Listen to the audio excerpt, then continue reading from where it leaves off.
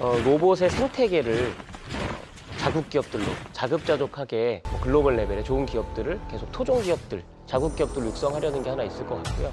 그걸 가지고 산업 전반에 적용을 시켜서 전반적인 생산성을 올리는 것. 이제 궁극적으로는 여기서 검증이 다 되고 한 것을 수출을 하고 싶어요. 그러면 로봇 완성 기업들보다는 부품주 쪽에 투자를 하는 게 단기적으로 좀 더 좋을까요? 기반 기술, 팔이 10개 달리든 팔이 없든 머리가 5개 달리든 꼭 필요한 기술들을 공통으로 적용되는 그 기술을 개발하는 기업들은 아무래도 좀 성장할 수 있지 않을까. 아나운서라는 직군은 로봇에게 대체가 될까요? 굉장히 위험하죠. 아나운서 옥석 가리기가 중요해지겠네요. AI로 만드는 게 훨씬 비용적으로 좋습니다. 내가 방송하고 싶으면 로봇보다 싸게 방송해야 된다는 거잖아. 나 이미 단가 낮은데.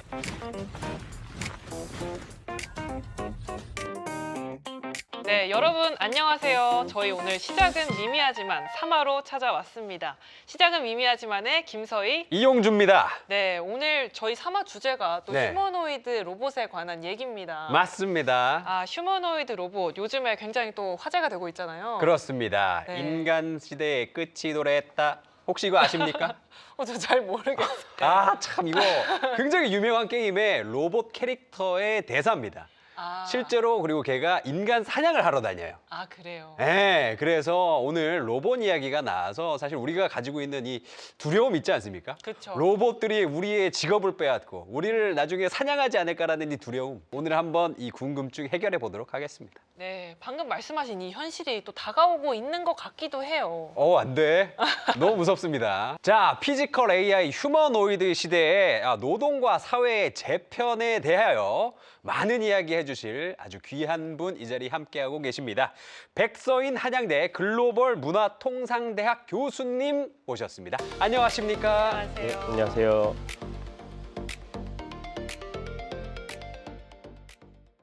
교수님 굉장히 젊으시네요. 네, 감사합니다. 그죠? 훤칠하십니다. 아니, 그니까. 아니, 이렇게 젊으신데 교수님이라는 게 전 좀 믿겨지지가 않아요. 혹시 로봇이세요? 아닙니다. 자, 오늘 첫 번째 질문부터 좀 무례하게 가볼까 합니다. 최근에요, CES 2026이 있었잖아요. 1월 초에. 그때 현대차의 아틀라스가 이제 공개가 되면서 굉장히 많은 분들이 놀랐어요.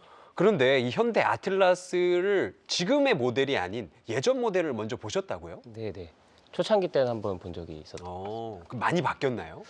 훨씬 좀 더 유연해지고, 네, 좀 실제 사용할 수 있는 정도까지 많이 발전한 것 같습니다. 그러면 이 현대차의 아틀라스가 사실 이 뭐랄까 테슬라에 비교를 했을 때 좀 더 물리적으로 잘 움직인다 이런 면에서 강점이 있다고 많이 들었거든요. 그건 아마 좀 지켜봐야 될 것 같고요. 그냥 개인적으로 봤을 때 기술적인 완성도는 테슬라의 로봇이 가장 좀 앞서 있는 것 같습니다. 잠깐만, 이거 잠깐 녹화 중단해야 됩니다.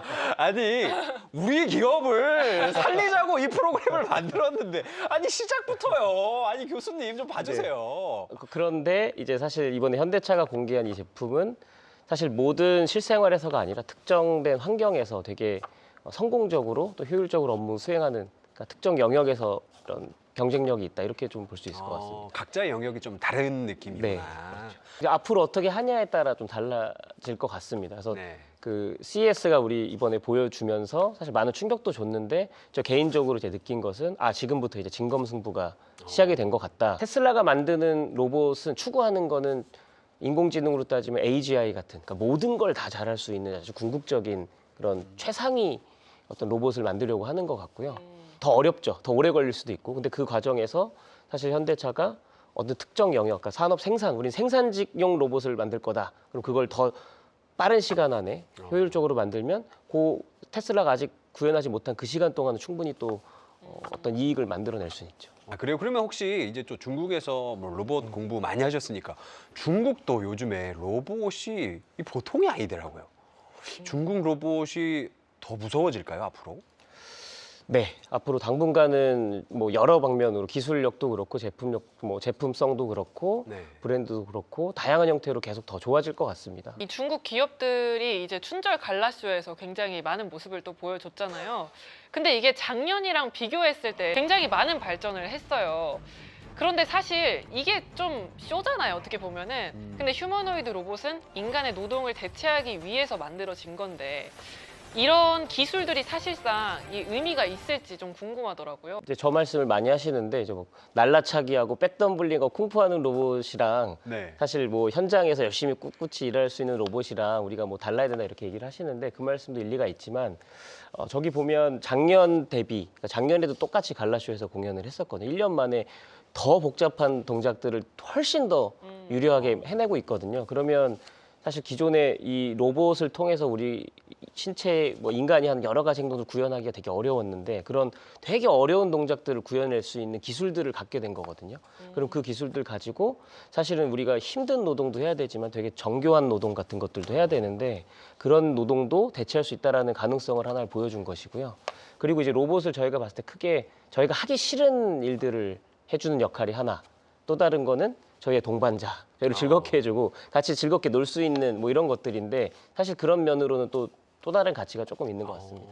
오는 3월에 코엑스에서 세계 최정상급 휴머노이드 기업 빅5가 모인다 그래요. 그럼 여기에서 우리가 주목해서 봐야 할 것들이 뭐가 있을까요? 사실 그 오는 기업 5개가 정말 추리고 추려서 온 기업들이라서 예, 다 주목할 만할 주목해야 될 것 같습니다. 그래서 예. 그 행사를 기획하신 이제 분이나 그런 분들 저도 개인적으로 잘 아는 분들인데 나름 고민 굉장히 오래 하셨고 정말 중국을 대표하는 휴머노이드 기업만 추려서 오셨습니다. 유니트리도 당연히 왔고 그다음에 아주 유명한 에지봇도 왔고 예. 뭐 중국의 그 휴머노이드 로봇 생태계에서 굉장히 핵심적인 역할을 하시는 연구자분들도 오시고 또 화웨이 또 왔습니다. 그래서 네.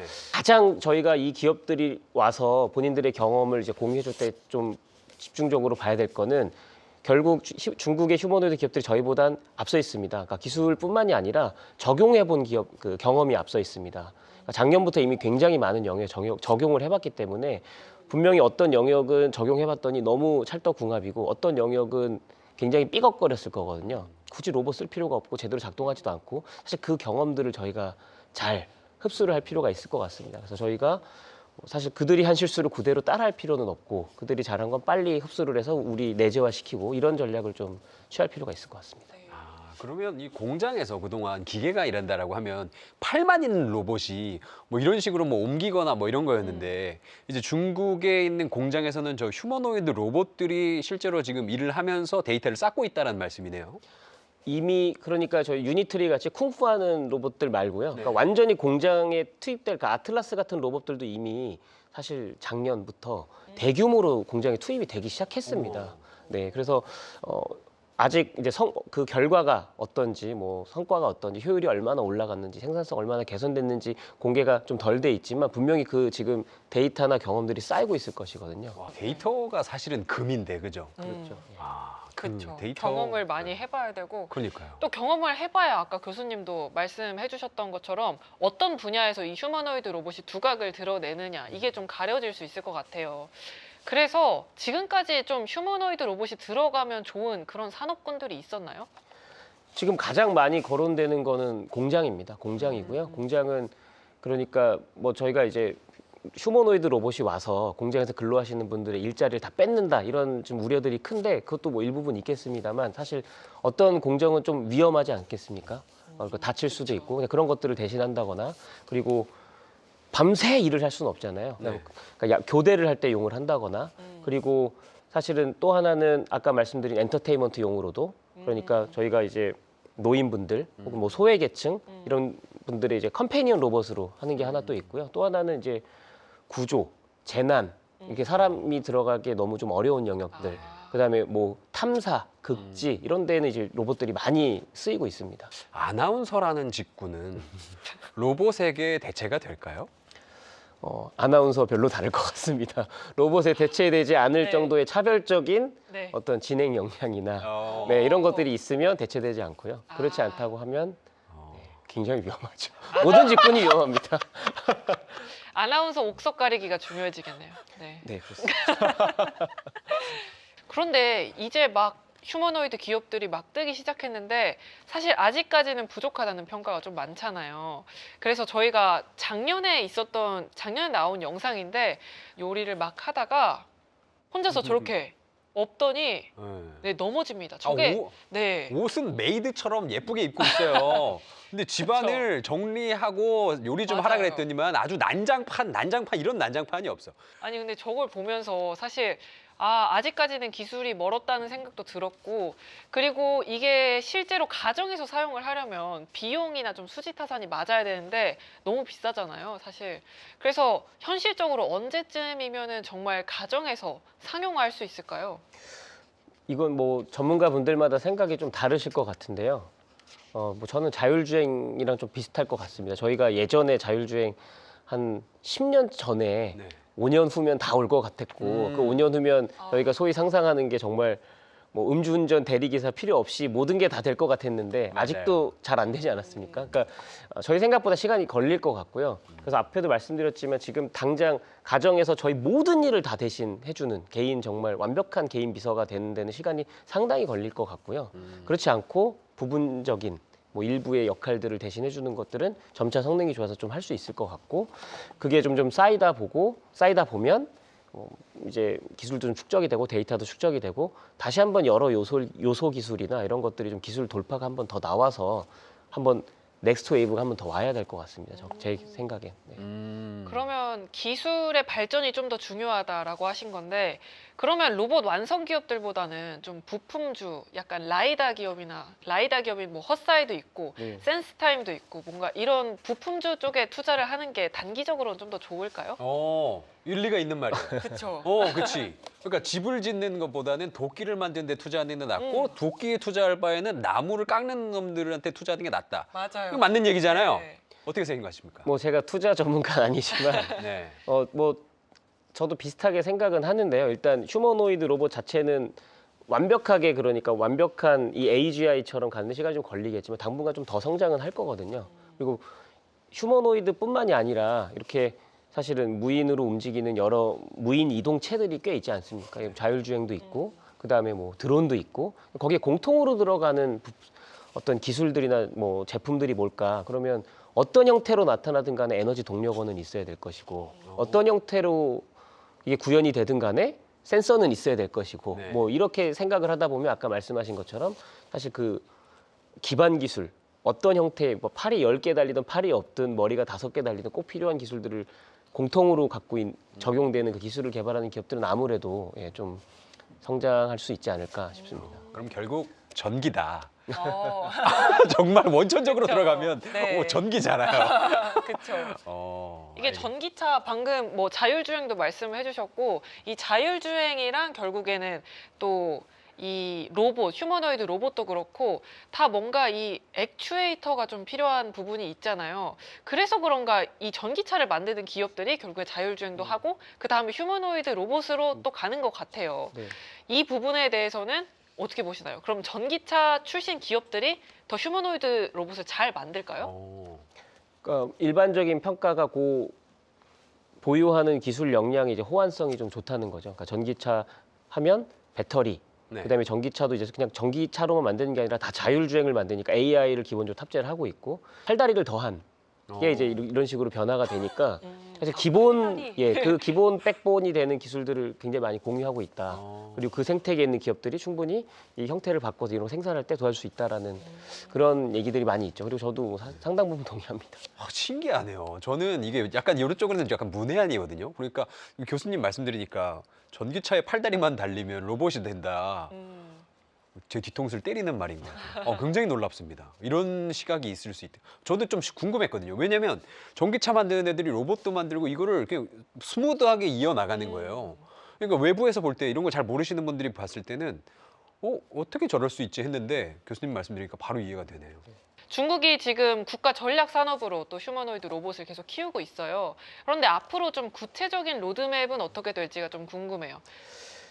네, 중국이 앞으로 추구하는 바는 뭐 크게 한 2가지 방향 정도 있을 것 같은데요. 일단 첫째는 로봇의 생태계를 자국 기업들로 자급자족하게 좀 완전 이제 생태계를 밸류체인을 구축하는 게 실제 목표인 것 같습니다. 그래서 아직 많이 올라왔지만 여전히 어떤 핵심 부품들, 소프트웨어라던가 뭐 재료 이런 데 부족한 부분들이 있거든요.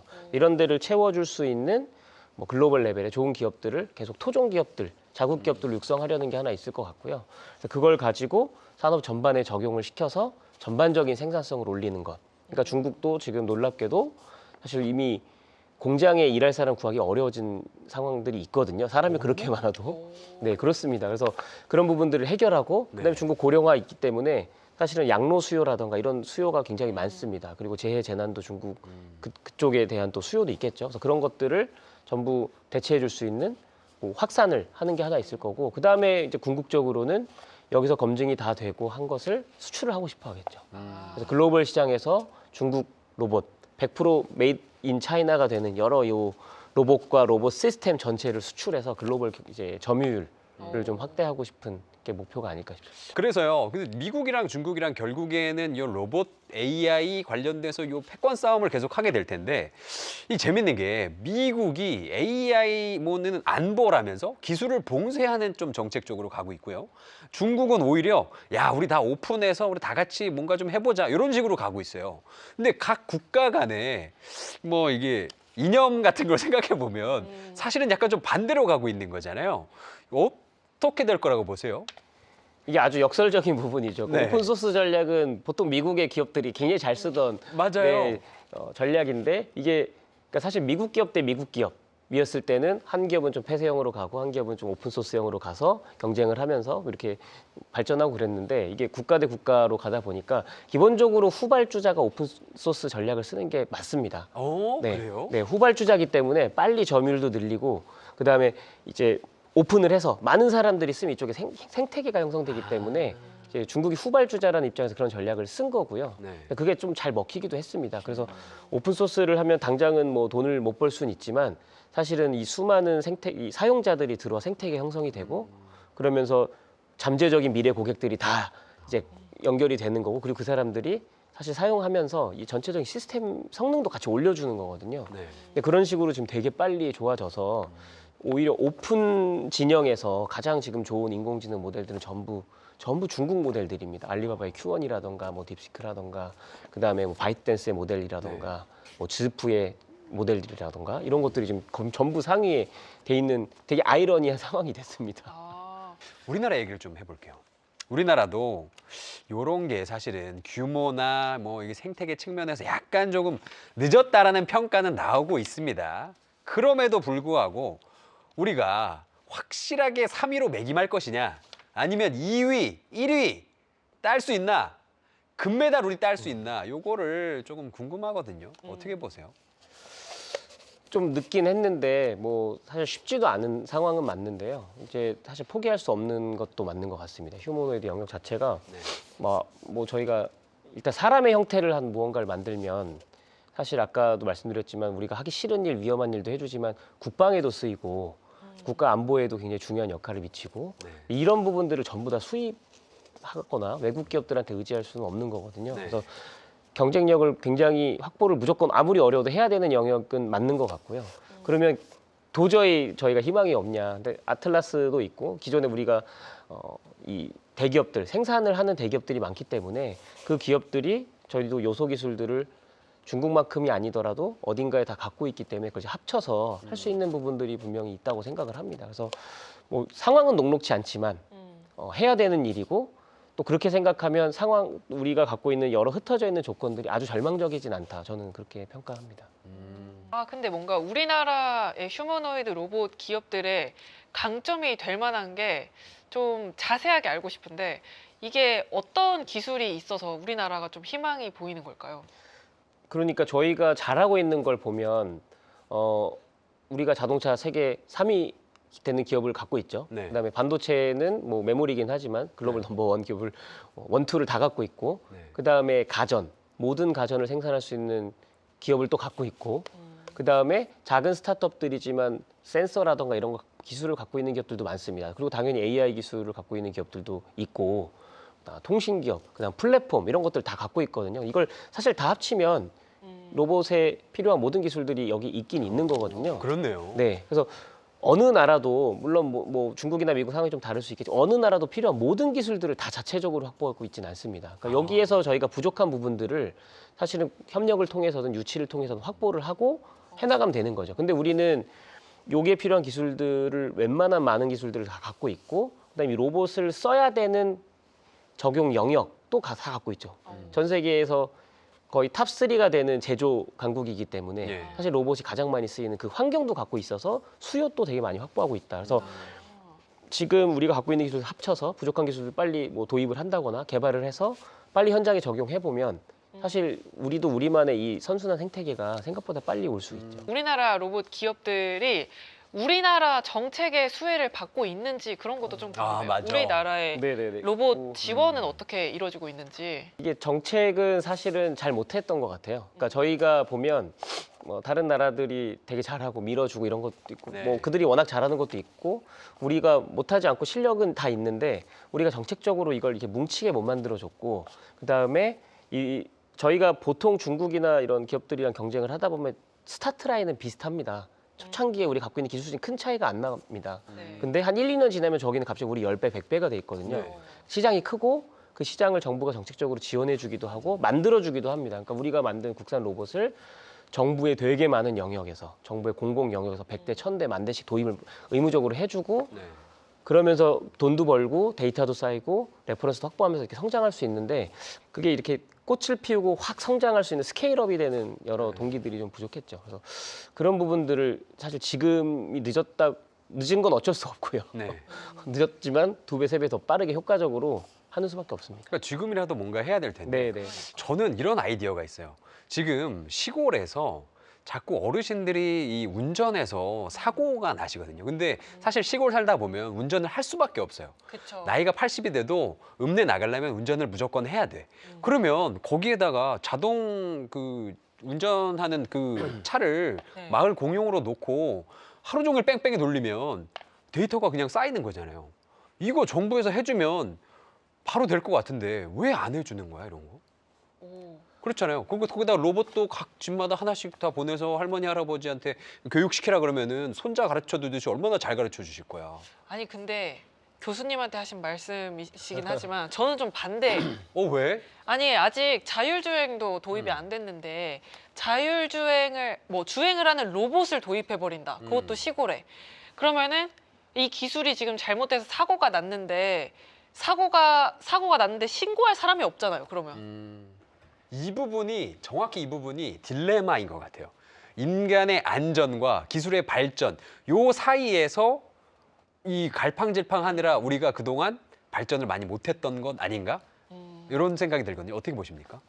정확한 말씀이시고요. 보통 그 밸런스를 찾는 부분들. 그러니까 안전이 먼저냐? 그러니까 완벽히 안전해질 때까지 기다렸다가 이걸 적용을 시킬 거냐? 조금 부족해도 조금 부족한 대로 해보면서 빨리 발전을 시킬 거냐 이런 이제 차이가 있는데 저희가 이제 그 사이에서 밸런스나 균형점을 잘 찾는 게 중요한데 굉장히 어렵습니다. 굉장히 어렵고요. 그래서 저희 나름대로의 제도들이 있거든요. 뭐 샌드박스라던가, 그러니까 한시적으로 운영하는 정책들. 그러니까 정책적으로 그렇게 운영하면 되게 잘 될 것 같은데 문제는 저희처럼 모든 나라 그렇게 하면 괜찮은데 저희가 그렇게 신중하고 어떻게 균형을 추구하면서 가는 동안 다른 나라 리스크 테이킹을 해버리거든요. 그러니까요. 그냥 네. 투입을 막 해버리잖아요. 네, 그러니까 그냥 감수를 해버리거든요. 네. 그러니까 그게 문제입니다. 그러니까 글로벌 시장에서 경쟁을 해야 되는데 저기는 그냥 감수를 하고 아, 성장해서 와버리니까 네. 여기서 시간 차이가 좀 나버리는 그런 상황들이 좀 문제가 됩니다. 그럼 그렇다고 저기 뛰어가니까 우리도 막 일단 무시하고 가자. 그러면 사실 저희의 현실에는 또 받아들이기 어려운 부분들은 또 있습니다. 그러니까. 네. 아, 자, 노동 이야기로 좀 넘어가 보겠습니다. 자, 노동이요. 이 많은 분들이 지금 걱정을 많이 하시고 계시는 게 아니 진짜로 로봇이 정말 발전해서 내 직업을 뺏어가면 어떡하지라는 걱정을 많이 하시고 실제로 뭐 일론 머스크 같은 경우에는 3년 안에 휴머노이드 로봇이 뭐 의사를 대체할 거다. 아니 의사가 얼마나 정교한 직업인데 그걸 대체하지? 뭐 이런 생각이 들면서 팔란티어 CEO 같은 경우에는 인공지능이 뭐 사무직 완전 거의 다 없애버릴 걸? 뭐 이런 얘기를 해요. 그러니까 약간 좀 걱정이 되는 거죠. 실제로 내가 곧 백수가 되겠구나라는 느낌이 들거든요. 어떻게 생각하십니까? 저희도 많이 느낍니다. 아, 교수님도? 네네. 저희가 이제 필요 없어지겠구나라는 생각을 되게 많이 할 맞아. 때가 아니 많고요. 지금 네네네. 교수님한테 저희가 여쭙는 거 재미나이한테 그럼요. 여쭤볼 네. 수도 있는 거예요. 네네. 답이 더 좋은 경우도 많이 있고요. 그다음에 뭐 이렇게 보고서를 쓴다거나 학술 논문 네. 쓰는 경우도 사실은 이제 좋은 데이터를 주면 AI가 어느 수준 이상까지는 굉장히 분석을 금방 아주 일목요연에 잘 해주기 때문에 이런 것도 우리가 할 필요가 있나라는 생각도 많이 하고요. 네. 뭐 모든 직군의 사람들이 다 고민을 하고 있습니다. 네. 아니 근데 사실 일론 머스크가 그 의사 대체 가능하다라는 발언을 한 후로 네. 그 의사들이 굉장히 이렇게 분개를 하면서 분개를 한 것도 맞지만 사실은 지금 당장은 불가능하다 이런 말들이 굉장히 네, 많았어요. 네. 로봇이 아예 처음부터 끝까지 수술을 집도하고 그 판단 자체도 로봇이 한다는 거예요. 그리고 이제 일론 머스크가 말한 거는 그 외과 의사를 대체한다는 거였잖아요. 그래서 이게 사실 우리 죽을 때까지는 안 일어나는 일 아닐까요?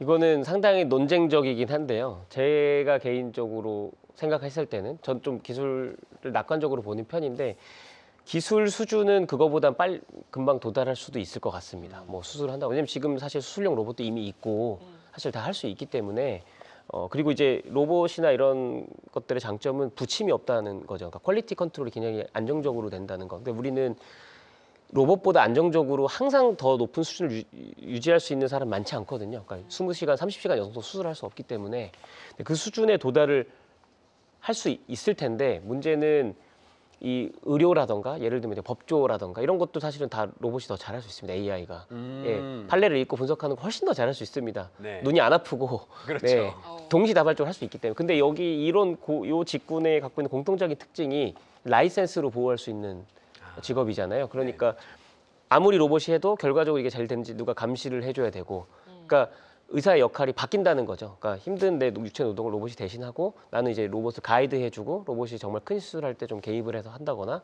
수술이 잘 됐는지 마지막으로 최종 체크한다거나. 그래서 의사의 역할은 바뀌지 않고 의사가 아예 없어지는 가능성은 낮다. 라이센스로 보호를 할 수 있기 때문에. 그래서 이 라이센스가 어떤 일종의 어떤 뭐라 그럴까요? 승인? 네. 혹은 뭐 최종 점검 이런 그런 파워가 강하면 강할수록 그 직군들은 그걸 가지고 살아남으려고 계속 노력을 하죠. 네, 노력을 하고 네. 그렇게 제도화가 될 가능성이 높죠.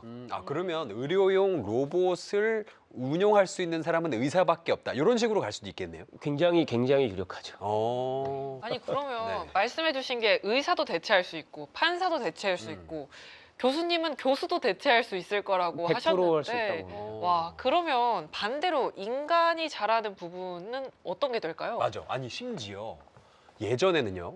로봇 춤이라고 하면 사람들이 네. 이런 춤을 잘하네요. 이런 거.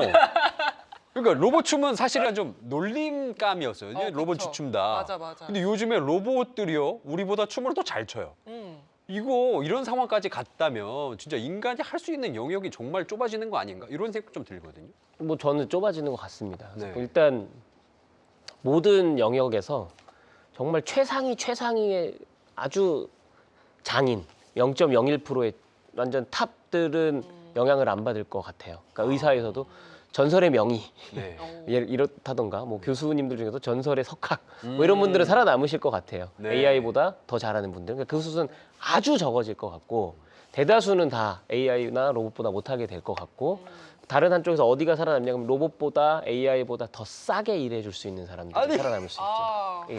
너무 충격적이에요. 네네. 로봇이 사실 쓰는데 비싸지 않습니까? 네. AI도 트레이닝하고 뭐 API 비용이 많이 나오거든요. 그거보다 더 싸게 해줄 수 있는 그러니까 양극단이 살아남을 가능성이 좀 높을 것 같아요. 아니 그럼 연예계로 이거를 따져보면 유재석 씨 빼고는 다 방송 못한다는 얘기고 아니면 내가 방송하고 싶으면 로봇보다 싸게 방송해야 된다는 거잖아. 나 이미 단가 낮은데.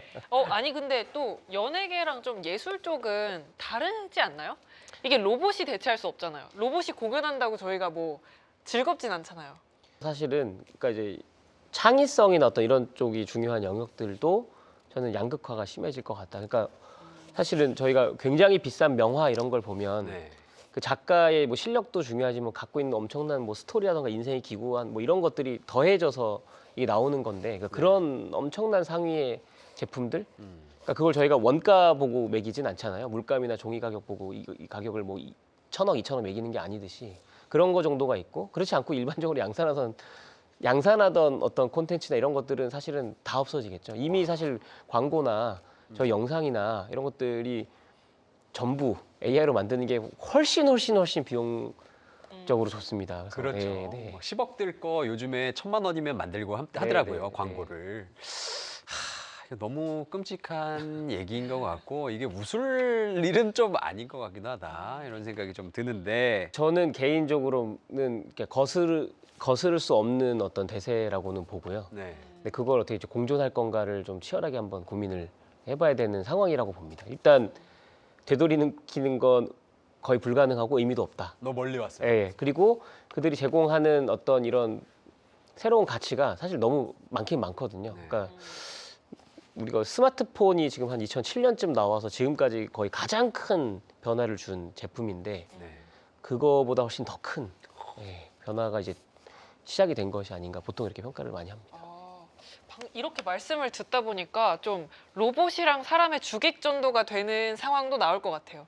예를 들어서 지금은 이제 AI에 프롬프트를 넣을 때 사람이 원하는 거를 만들어라고 하잖아요. 그런데 몇 년 뒤에는 다 로봇이 만든 창작물들이 있는 세상에서 저희가 살다 보면 이제 이게 로봇이 만든 건데 사람이 좋아하는 건지 로봇이 만든 세상인 건지 구분이 안 가는 뭔가 그런 세상도 올 것 같아요.